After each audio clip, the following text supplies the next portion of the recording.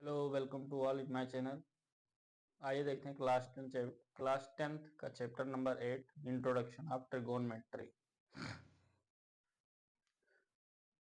Trigonometry क्या होता है? एक ग्रीक वर्ड होता है। ट्राई मतलब होता है थ्री होता है। गॉन का मतलब एंगल होता है। मैट्री का मतलब मेजरमेंट होता है। ये ग्रीक वर्ड है, इसके हम वर्ड पे नहीं जाते हैं, लेकिन किसी भी ट्रायंगल के तीन साइड्स और उसके बीच के रिलेशन को हम क्या बोलते हैं, के स्टडी को क्या बोलते हैं? ट्रिगोनमेट्री। ट्रिगोनमेट्री चैप्टर बहुत इंपॉर्टेंट चैप्टर होता है। ये एग्जाम के पॉइंट ऑफ व्यू से और डेली लाइफ के व्यू से भी इंपॉर्टेंट होता है। क्योंकि सपोज करिए, अगर आप कुतुब मीनार देखने के लिए गए हैं और आपको कुतुब मीनार का हाइट निकालना है, तो आप कुतुब मीनार की हाइट को नाप नहीं सकते। या तो आप गूगल करेंगे, या तो आप क्या करिए, डायरेक्ट ये देखिए कि आप कुतुब मीनार को जहाँ से देख रहे हो, वहां से आपके और कुतुब मीनार की हाईएस्ट पीक के बीच की कितनी एंगल बनता है। जैसे ये मान लीजिए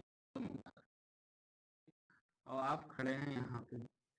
अगर आपको कुतुब मीनार की हाइट पता करनी है, तो आपको देखना पड़ेगा कि आपकी आईज तो ऐसे देख सकती थी, सीधा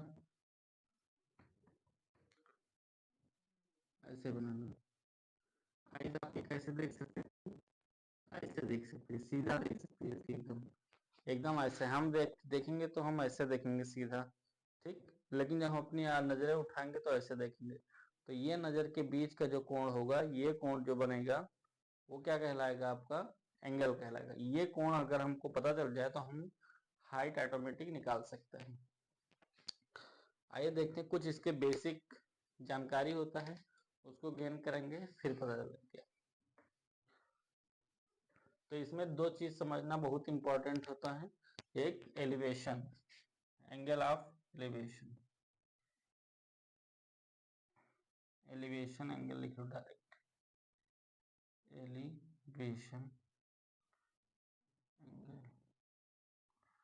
और एक होता है angle of depression, angle of depression, ठीक। दोनों एक ही होता है, बस कहने का नाम अलग अलग दिया गया है। दोनों का एक ही मतलब है। आप कभी भी एंगल ऑफ एलिवेशन कहेगा या डिप्रेशन कहेगा तो आपको नीचे वाला एंगल ही मानना है, ठीक। ये वाला ही एंगल आपको क्या करना है? मानना है हमेशा। इसी को क्या मानेंगे? कारण देखिए, एंगल ऑफ एलिवेशन क्या होता है कि आंख आंख के सामने से और आंख के ऊपर देखने का एंगल क्या कहलाता है? एलिवेशन। जैसे मान सपोज करिए कोई यहाँ पे लड़का खड़ा है, ठीक।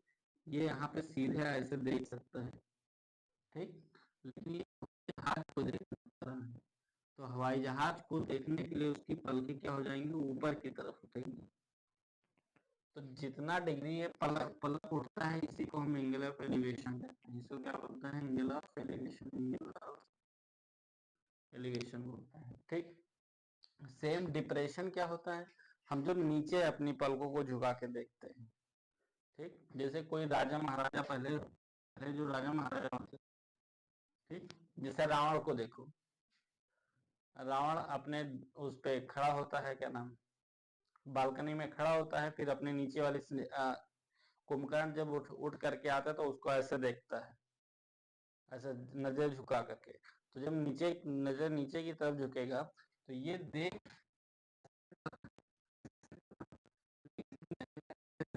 नीचे की तरफ इसको देख रहे, ठीक।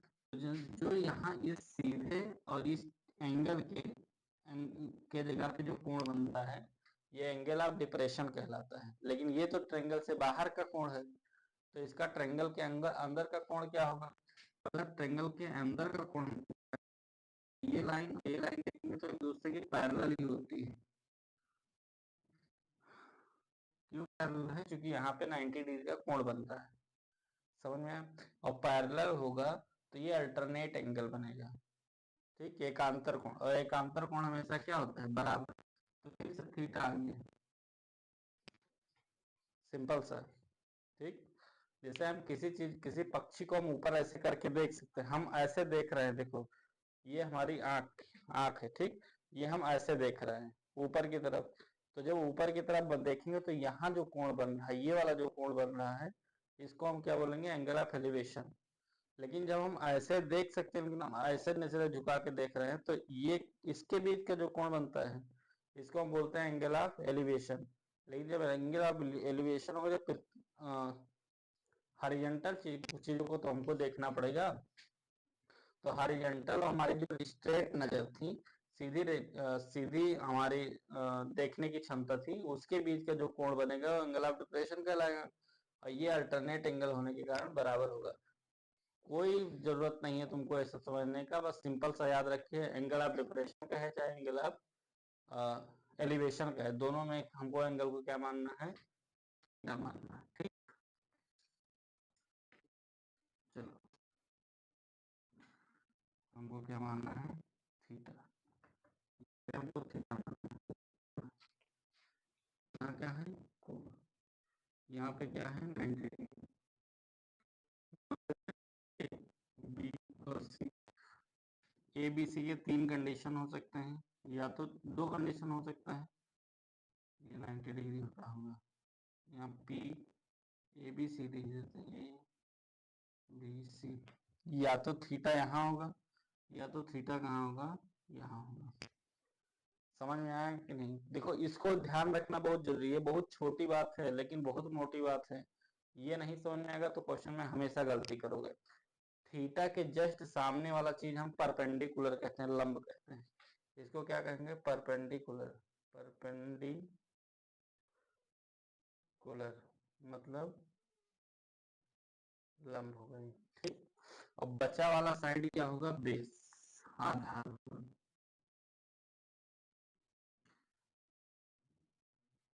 और 90 डिग्री के सामने वाला हमेशा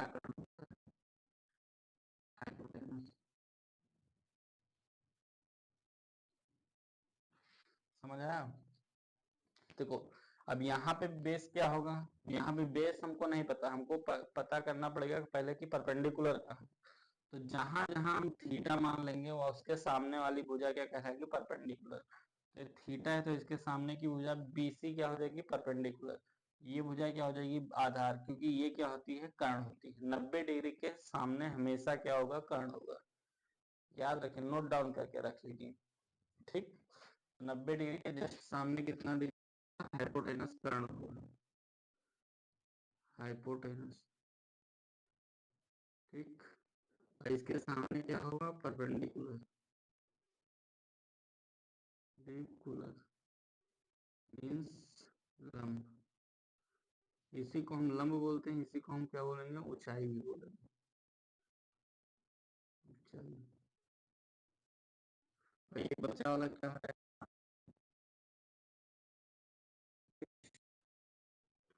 और कोई कंडीशन हो सकता है, या तो थीटा का मान यहाँ होगा, या तो थीटा का मान यहाँ होगा। देखो जैसे जैसे हम क्या होंगे, दूर जाएंगे, जैसे जैसे हम दूर देखेंगे हमारा कोण क्या हो जाएगा, कम होगा। जैसे यहाँ पे हम बहुत हाइट है तो यहाँ का कोण 60 डिग्री, इसकी हाइट कम होगी तो 30 डिग्री। समझ में आया? जैसे जैसे हम दूर देखेंगे तो हमारे आंखों का कोण क्या होगा, कम होगा, और जैसे जैसे हम पास देखेंगे वैसे वैसे कोण क्या होगा, कम होगा। जैसे सिनेमा हॉल में जब जाते हैं तो सबसे आगे जो फ्रंट वाली सीट होती है उसकी रेट कम होता है, और जो बैक वाली होती है वो रेट ज्यादा होता है, और जो बालकनी बनी होती है बराबर में होती है उनका रेट और बड़ा होता है। तो समझिए, अगर सपोज करो आप सबसे ऊपर सबसे आगे बैठ करके देख रहे हो, तो ऐसे ताक के आपको देखना पड़ेगा, ऐसे ये वो हमारी मारी मारी। लास्ट, अगर आप लास्ट सीट पे बैठोगे तो आपको ऐसे बराबर देखना पड़ेगा। लेकिन अगर आप बालकनी में बैठ करके देखते हो तो आपको ऐसे नॉर्मल देखना पड़ेगा, जैसे समझ लीजिए आप अपने बेडरूम में हो। ठीक, तो यही डिफरेंस होता है, क्योंकि बालकनी हाइट पे पहली चीज बनी होती है और दूर बनी होती है। पीछे की सीट सबसे लास्ट में बनी होती है, जिसकी वजह से हम क्या होता है, आसानी से देख सकते हैं। सबसे आगे जो सीट लगी होती है एकदम पास ही में लगी होती है, इसलिए हमको ऐसे देखना पड़ता है। ठीक, तो जैसे जैसे हम क्या होते हैं, जो हॉरिजॉन्टल जो वर्टिकल लाइन है उसके अगर पास आएंगे, वर्टिकल लाइन के आएंगे पास, तो कोण का मान ज्यादा होगा, पीछे जाएंगे तो कोण का मान कम होगा। बहुत ध्यान रखने वाली बात है। ये बात समझ में आ गया। देखो रेशियो हमको पता करना है, क्योंकि हमको साइन कब यूज करना है, कब कॉस यूज करना है, ये हमको नहीं पता हो पाता है। तो आइए देखते हैं ट्रिग्नोमेट्री के कुछ रेशियोज, कुछ अनुपात क्या होते हैं त्रिकोणमिति के। हमारा फ़ोन बहरा हो चुका है क्योंकि कुछ तकनीकी के कारण वो माइक में आवाज़ आ नहीं रहा है, थोड़ी सी भरमनाहट की आवाज़ होगी क्योंकि मैं बिना माइक के इस वीडियो को शूट कर रहा हूँ। तो आइए देखते हैं, उससे कोई फ़र्क नहीं पड़ेगा, बस कॉन्सेप्ट आपके लिए आप तक पहुँचना चाहिए जिसे हम पहुँचा रहे हैं। ठीक, इसको इरेज करके हम फिर से एक बार आपको बता देते हैं। रेशियो जानने से पहले कुछ इंपॉर्टेंट बात आपको जानना है, थोड़ा सा, ज़्यादा नहीं। लाल बटे काका को, लाल बटे काका, पहले तो इसकी मीनिंग जान लेना कि क्या है। तो एक में मीनिंग इसका लंब होता है, लंब को हम क्या लिखते हैं परपेंडिकुलर से, हिंदी मीडियम इंग्लिश मीडियम। आधार, आधार को क्या बोलते हैं बेस, लंब बोलते हैं फिर से लाभ, लंब को ही हम बोलते हैं ऊंचाई। हिंदी मीडियम वालों के दो नाम है, एक तो ऊंचाई है और एक तो क्या है लंब है। जो भी होगा वो आपको याद रखना है। फिर यहाँ क्या होगा कर्ण, कर्ण बोले तो हाइपोटेनस, ये भी क्या है कर्ण, कर्ण बोले तो हाइपोटेनस और आधार। ठीक, ये कब कौन सा अनुपात होगा इसको जानने के लिए हम दूसरा फार्मूला लिखते हैं। दूसरा कोई दूसरा नहीं लिखेंगे, यही लिखेंगे, लाल बटा का और का, किसके काका है, लाल के काका या काका के लाल है। देखो सबसे पहले वाला जो काका लाल होता है, एल होता है, वो साइन थीटा के लिए आता है, आधार कॉस थीटा फिर टेन थीटा, ये याद रखना। साइन कॉस टेन, ऊपर क्या है साइन कॉस और टेन।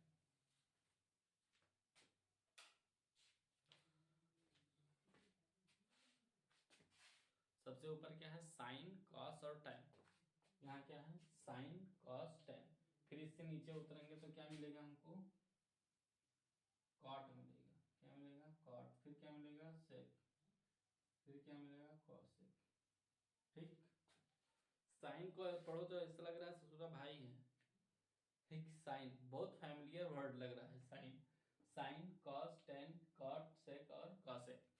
साइन, देखो सबसे पहले क्या चलेंगे हम, साइन कॉस कॉट, फिर नीचे से काट, फिर क्या आएगा सेक, फिर आएगा कॉसेक। साइन, साइन फिर कॉस, फिर टैन, फिर काट, फिर क्या आएगा बोलो सेक, फिर आएगा cosec. Sine cos tan cot टेक सेक और cosec, sine cos tan cot sec और cosec, cosec sec cot, cot tan और कॉस और sine, sine cos sec, sine cos tan, sine cos tan cot sec और cosec. ये हो जाएगा आपका फार्मूला। ठीक, रेशियो का शॉर्टकट। हम रेशियो लिखना शुरू करते हैं। ट्रायंगल में कोई दो कोई एक चीज आपसे दे देगा, एक चीज पूछ लेगा। ठीक, तो एक ही चीज देगा आपको, एंगल देगा और आपको 5 दिया है, एंगल दिया 5 दिया, एंगल दिया 5 दिया। यहाँ लिख करके हम यहाँ लिख देते हैं क्योंकि यहाँ पे हाइपोटेनस पे लिखा हुआ। समझ में आ गया। ठीक, देखो रेशियो लिखना शुरू करते हैं।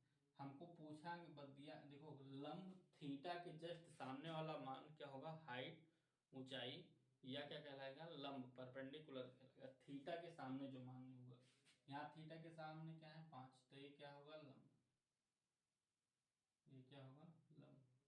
यहाँ थीटा के सामने ये क्या होगा लंब। यहाँ पे अगर हम थीटा का मान यहाँ लिख दें तो ये क्या होगा लंब। दो ही जगह हम लिख सकते हैं, या तो थीटा यहाँ लिखेंगे या तो यहाँ, यहाँ लिखेंगे तो ये लंब, यहाँ लिखेंगे तो ये लंब। बचा वाला एक आधार होगा, एक क्या होगा कर्ण। यहाँ पे दिया है लंब बटा कर्ण, आधार आपसे पूछा है। ठीक,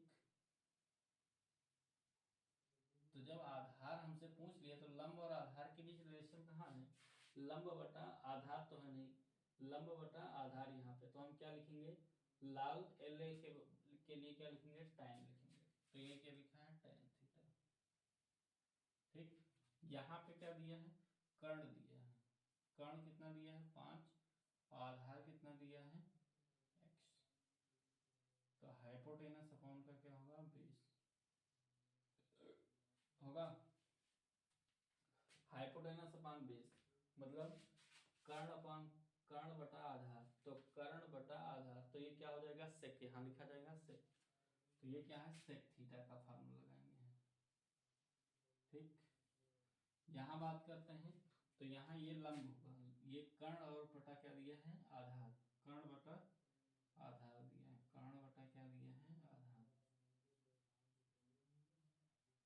हाइपोटेनस बटा का बेस। अगर हाइपोटेनस बटा का बेस लिखा रहेगा तो हाइपोटेनस बटा का आधार मतलब कर्ण बटा क्या होगा आधार, तो यहाँ क्या लिखा है सेक, तो सेम सेम हो गया, सेम सेम सेम सेम हो गया दोस्त।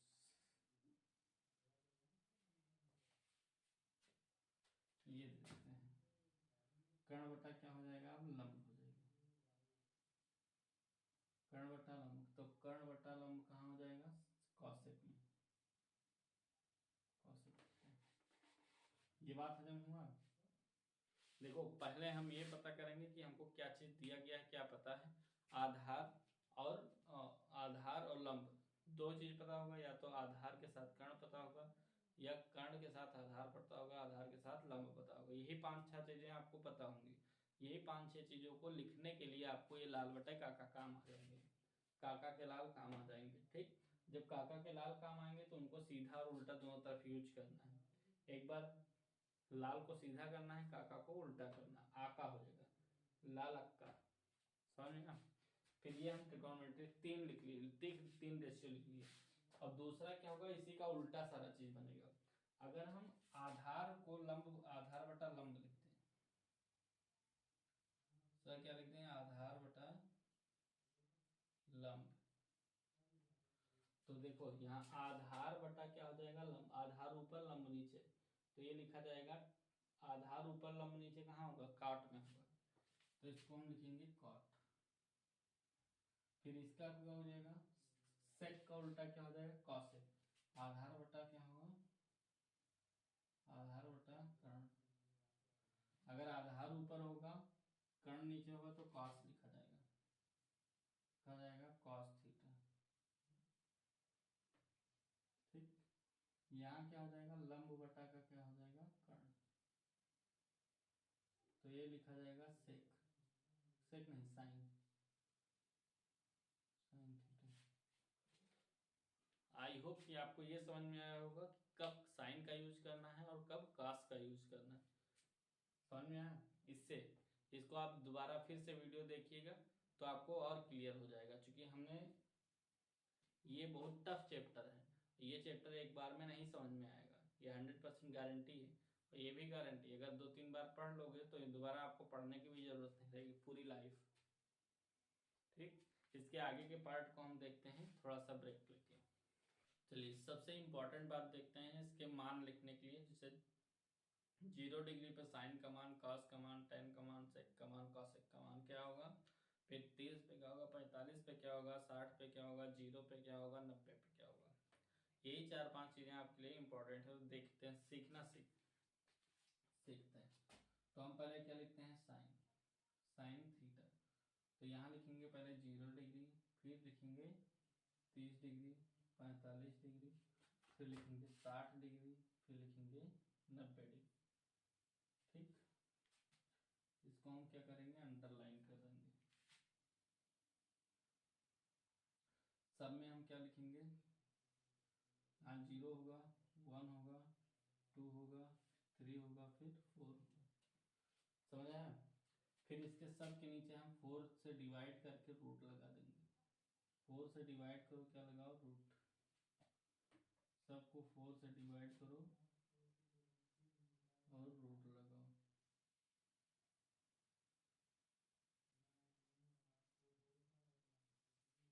ये हो जाएगा। अब देखो √4 को अगर 0 को 4 से डिवाइड करोगे तो आंसर कितना आएगा 0, ये कितना होगा 0। फिर 1 का रूट निकालोगे तो इसको लिख सकते हैं 1/2, इसको हम लिख सकते हैं 1/2 मल्टीप्लाई 1/2। जोड़ा बन गया कि नहीं? तो 1/2 इसका मान होगा। 2 से काट देंगे तो 1 बटा कितना होगा 2। 1 का रूट निकालेंगे तो कितना 1/√2 हो जाएगा। समझ आया? फिर यहाँ क्या लिखेंगे, √4 का हम अगर 4 को हम लिख देते हैं 2 या 4 का रूट क्या होगा 2, 3 का रूट निकलेगा नहीं, तो यहाँ लिखेंगे 3√2। 4 से 4 कट जाएगा, 1 बचेगा, यहाँ 1 हो जाएगा। यही क्या है, साइन का मान है।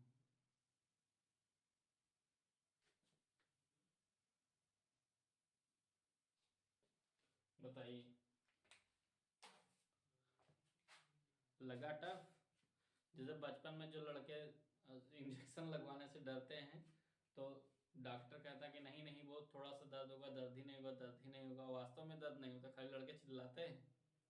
सब सुई लगाते हैं, सुई कहेंगे दर्द नहीं होगा, दर्द में शांति से बैठो, शांति से बैठो।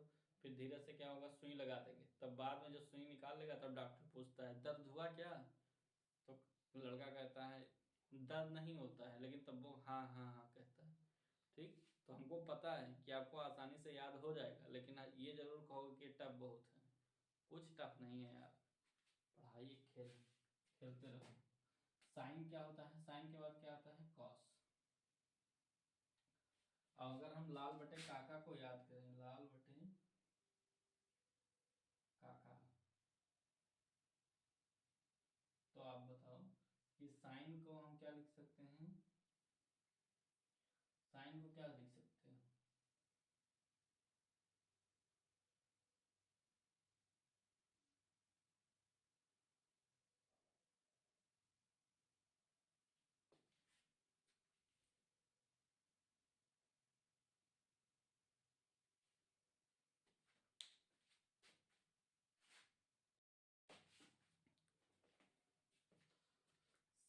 देखो, साइन का मान तो लिखना तुम लोगों को आ ही गया। साइन के बाद हम कॉसेक देखते हैं, तो कॉसेक को उल्टा लिख लेना है। कॉसेक को इधर से लिखना शुरू करिए, तो 90 पे जो मान होता है वो इसका 0 पे मान होता है,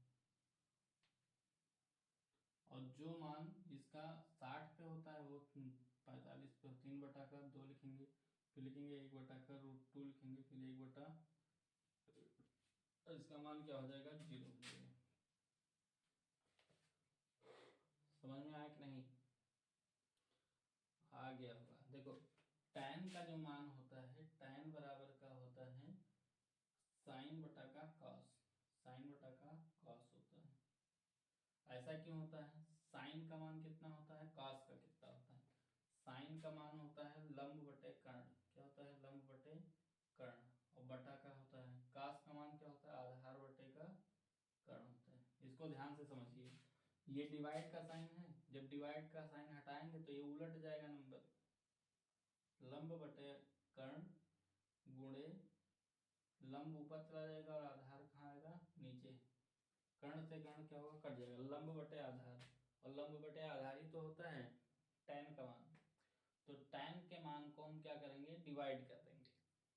tan का मान निकालने के लिए साइन के ऊपर और cos को नीचे रखेंगे, तो क्या निकल जाएगा? हमारा tan निकल जाएगा।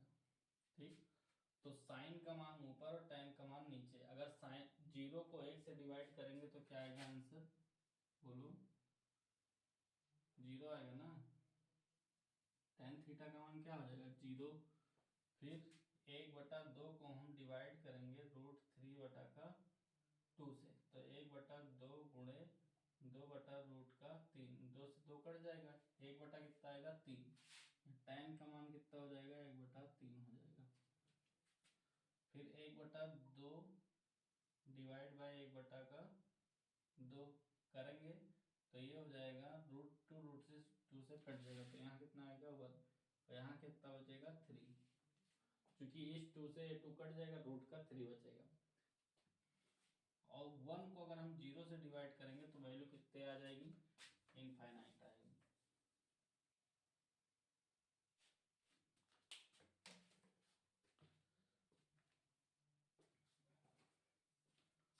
बताइए, ये बात कितने को समझ में आया? अब हमको अगर tan के बाद लिखना है cot, तो cot को क्या करना है? होगा उल्टा लिखना होगा। इनफाइनाइट की वैल्यू यहाँ होगी, फिर √3 यहाँ होगा, फिर 1 यहाँ होगा, फिर 1/√3 यहाँ होगा, फिर यहाँ 0 है, यहाँ क्या हो जाएगा, 0 हो जाएगा। क्या हो गया, tan हो गया, cot हो गया। फिर उसके बाद देखो साइन का उल्टा हमको पता है, ठीक, और कॉस का उल्टा भी हमको पता है। साइन का उल्टा क्या होता है, कॉसेक, और साइन का उल्टा क्या, कॉस का उल्टा क्या होता है, कॉस का उल्टा क्या होता है, सेक। अब हमको कुछ करना ही नहीं है, साइन का कॉस का उल्टा क्या है, सेक, तो यहाँ हमको सेक की वैल्यू निकालना है। किसकी वैल्यू निकालना है, सेक का। तो साइन सॉरी कॉस की वैल्यू हमको पता है कि नहीं, कॉस की वैल्यू हमको पता है, इसका मुंडी पकड़ के उल्टो, वही क्या वैल्यू होगा, सेक का वैल्यू होगा। तो इसकी मुंडी पकड़ के उल्टेंगे तो इसके नीचे 1 मारेंगे तो ये हो जाएगा 1, इसकी मुंडी उल्टाएंगे तो ये हो जाएगा 2 ऊपर जाएगा 3 नीचे, तो 2 अपॉन कितना हो जाएगा 3, इसका रूट का 2 होगा, ठीक। इसके मुंडी को अगर हम उल्टेंगे तो ये होगा 2, और इसको उल्टेंगे तो 1/2 का मतलब इनफाइनाइट होगा। समझ में आया कि नहीं, ये बात खत्म हुआ। हमको कुछ याद नहीं है इसमें, बस खाली हम कॉमन सेंस लगा रहे हैं, क्योंकि हमको ये लाल बटे काका याद है। कौन याद है, लाल बटे काका, ठीक। उसके बाद अब बचा 1 2 3 4 5 हो गया, छठवा हो जाए तो छठवा क्या है, कॉसेक। कॉसेक की वैल्यू क्या होती है, बोलो कॉसेक की वैल्यू क्या होती है, क्या होगी, कॉसेक की वैल्यू कुछ होगी थोड़ी ना, साइन का उल्टा क्या होता है, कॉसेक। तो साइन को उलट के लिख दीजिए, साइन को उलटेंगे तो इनफाइनाइट वैल्यू होगी। कॉसेक की वैल्यू हम ऐसे समझ लीजिए सेक का उल्टा होता है, तो सेक को उल्टा लेके आओ, इधर लेके आएंगे तो इनफाइनाइट वैल्यू हो जाएगा, इधर लेंगे 2 तो इधर लेके आएंगे तो रूट का 2, इधर क्या लेके आएंगे तो 2 अपॉन का रूट का 3, और इधर लेके आएंगे तो 1 हो जाएगा, बस खत्म।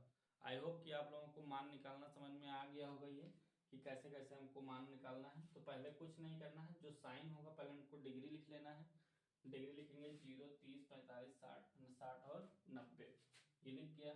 फिर उसके बाद 0 से लिखना शुरू करेंगे, 0 1 2 3 4 लिखेंगे, फिर सब पे रूट लगाएंगे, रूट को हम 4 से डिवाइड कर देंगे, 4 से डिवाइड कर देंगे। करने के बाद हमको पहले में 0 मिलेगा, दूसरे में 1/2 1/√2 जो भी मिलेगा, ठीक। तो साइन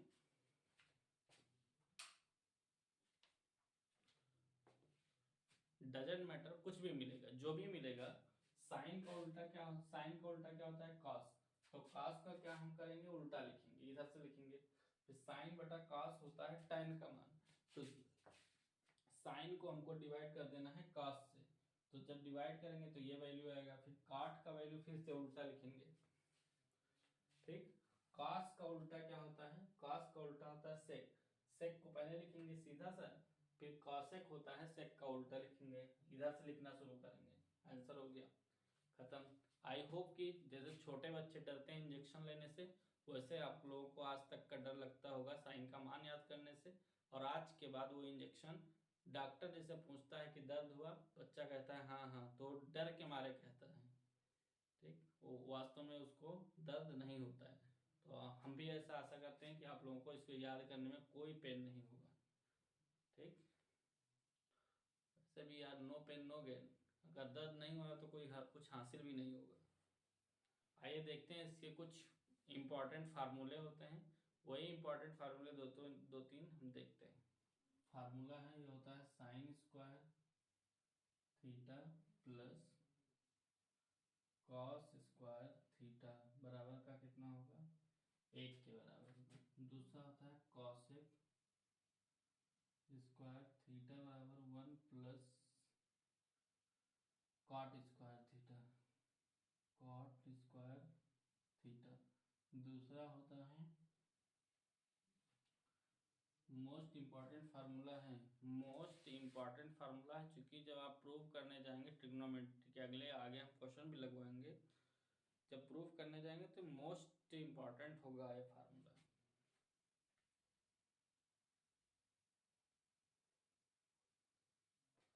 तीसरा इसका फार्मूला हो सकता है sec square theta minus tan square theta बराबर का कितना होगा 1 होगा। ये जो कोण होना चाहिए वो 0 से बड़ा होना चाहिए लेकिन 90 के बराबर या छोटा होना चाहिए। ए का मान यहाँ पे भी यही कंडीशन होगी, 0 से बड़ा होना चाहिए एंगल और एंगल ए छोटा होना चाहिए 90 या 90 के बराबर होना चाहिए, तभी ये फार्मूला काम करेगा। हालांकि ऐसा हर बार हर समय यही कंडीशन बनता है, लेकिन जब आप कॉम्पिटेटिव एग्जाम का तैयारी करेंगे तो इसकी कॉन्सेप्ट चेंज हो जाएगा, तब ये मान नहीं लगेगा। ठीक,